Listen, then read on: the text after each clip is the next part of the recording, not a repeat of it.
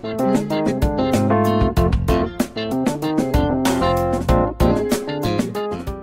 hey, hey! Recontech is back! Timing na timing mga kabayan ng ating pag-uwi sa Pinas. Meron tayong gagawing monitor ng Lenovo desktop computer. Bago natin yan check upin mga ka-Recontech ay mag-shoutout muna tayo sa mga kaibigan natin na Pinoy sa bansang South Korea. Katulad ng mga sumusunod. Sa mag-asawang Lester at Saida Seridon, kumusta po kayo?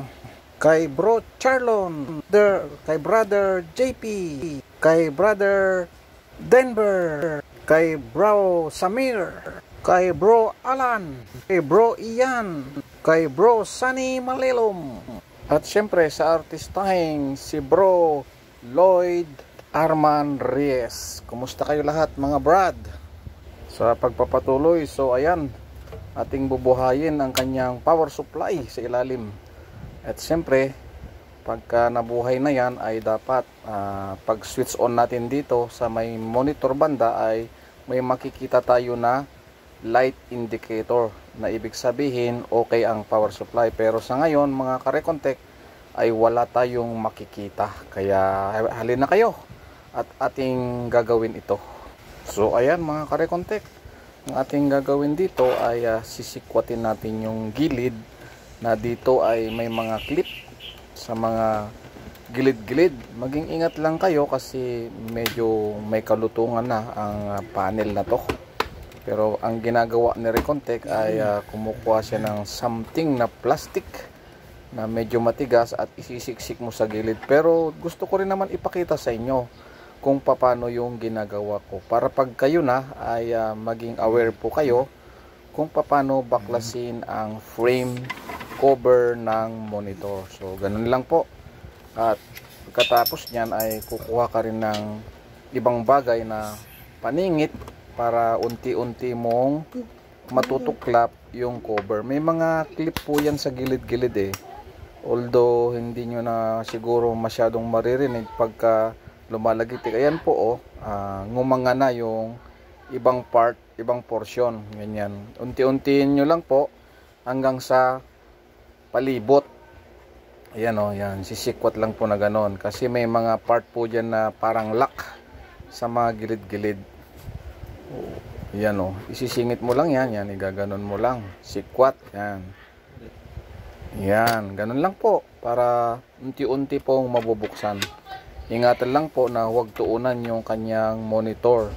Kasi hindi mo namamalayan sa pagpupersa mo na matanggal yung cover o frame ay yung monitor naman ang masira. Ayan po, sa pagtsatsaga natin mga ka-Recontech ay natanggal na po yung kanyang frame holder para sa monitor niya. Kaya itinutulak ko lang po yung mga gilid-gilid. So ayan, check upin natin maya-maya yung kanyang power supply dyan sa likod ng monitor. Tignan natin kung ano yung parts o piyesa na nasira at mapalitan natin ng katulad na piyesa din para maayos po natin yung monitor. Kasi ang sakit po nito ay dead set po. Wala pong problema sa kanyang power supply. As you can see kanina, pag power on ko po dun sa baba, yung power adapter ay okay naman siya. Kaso pag sa switch on mo, ayun, wala naman tayong makitang indicator. Ayan po, at meron tayong precaution dyan na connector. Ayan, mag-ingat po kayo na maitaas yung monitor. Pagka nakalas nyo na ay maging aware po kayo doon. Titignan nyo po yun, baka mapwersa ay mapunit yung mga kable. Mahirapan na po kayong gumawa. Ayan. Dito sa pagre-repair ni Recontech ay gusto ko rin naman kayo mga viewers, mga newbie na matuto at maging aware sa pagbabaklas nito. Kaya minsan ay lagi kong ipinapakita kung ano yung mga precaution. Katulad niyan, may kable, di ba? So maging malaya na tayong gumalaw kasi ang talagang ayaw magpataas kanina ay yung connector doon sa mainboard papunta sa monitor. So dito muna tayo sa power supply banda. Pagpasok nung supply natin dyan na 220 ay mayroon dyan na diode na malaki, 20 ampere. Yan. Sinukat ko ay shorted siya. 0.002 volts o 0.003 volts yung ating nare-read sa kanya. Ay, sorry naman, hindi na pala nakita. Sukat ako ng sukat, mga karekontek. Hindi na pala nakikita. Ayan, sukatin natin uli para maipakita sa inyo. Ganun pa rin ang aking nasukat. Ay, hindi ko napansin, mga karekontek, na hindi nyo pala nare-read o nakikita yung reading. Ano ba nan? Doon tayo sa may beeping para klaro sa inyo. Ayan, pakinggan nyo po.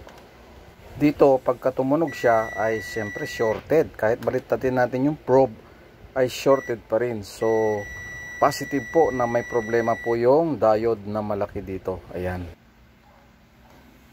Ayun, yung measurement nyo, almost zero, diba? I-compare natin dito sa working. Ay meron tayong mamimissure dyan. Ay baliktad yung probe natin. So wala siyang reverse. Pag reverse measurement, wala tayong masusukat. Ayan, dapat yun yung proper nya. Ayan, no, 0.274. Ibig sabihin, good condition po yung ating pamalit. Kalasin natin yung sira, mga karekontek. Ayan.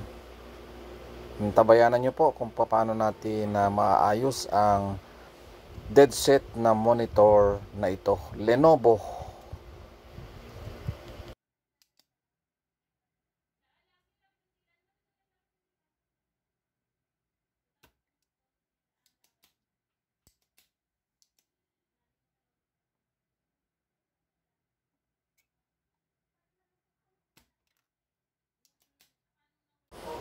Ayun, success tayo mga karekontek sa ating pagtanggal. Atin naman susukatin yung distansya nung pamalit natin kung gaano kalayo yung ating titiklupin na paa para hindi po siya ma-short sa ibang katabi. Yan.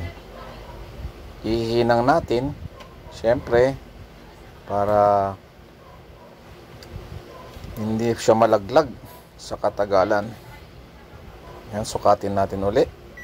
After niya na maihinang ay dapat ang ma-measure natin dyan ay nasa 0.274 pa rin, mga ganon.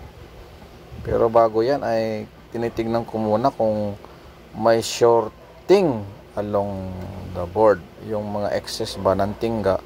Pagka sumabit dun sa kabilang circuit ay mag-cause ng short circuit sa katagalan, o mamaya hindi siya gagana, o di kaya mamaya pumutok siya kapag shorted siya sa ibang linya. Kaya bago natin yan i-plug or isaksak ay i-verify din natin mga karekontek kung nag-short sa ibang linya para sure tayo na hindi natin madadagdagan yung sira.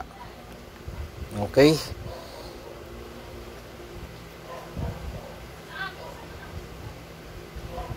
So ihihinang naman natin yung kabilang paa para kompleto na tayo.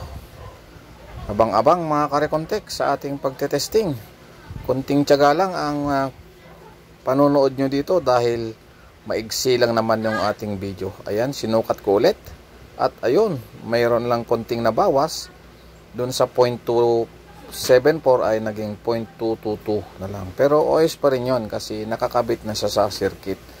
So, ito mga karekontek, at ibabalik na natin yung panel para atin nang matesting kung working na siya o hindi. So, ito na yung ating ipinakita nung una. Mayroon tayong connector dito, huwag niyong kakalimutang ibalik.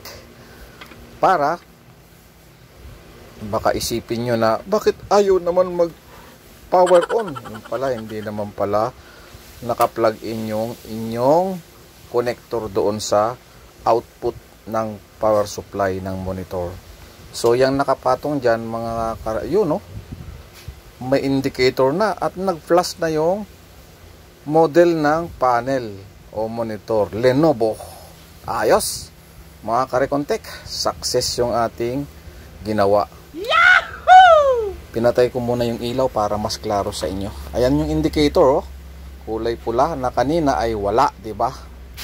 Wala tayong makita sa bungad. So, ang naging sira nito ay yung diode na malaki. Ayun. Meron dapat ganyan, no, ilaw. So, atin nang ibabalik. Maya-maya lang. Tetestingin natin ulit. I-switch on ko. Yun, ganun dapat, di ba? Kaya, success tayo mga karekontek sa ating ginawang pag-troubleshoot sa monitor na ito. Halina kayo, ibalik na natin yung mga parts. At maya-maya ay i-testing na natin ng final. After natin maibalik yung mga side panel o holder. Ayan, ibinabalik ko lang po yung switch panel o module dun sa kanyang gilid. Tapos antabay nyo lang. Antabay lang kayo mga karekontek.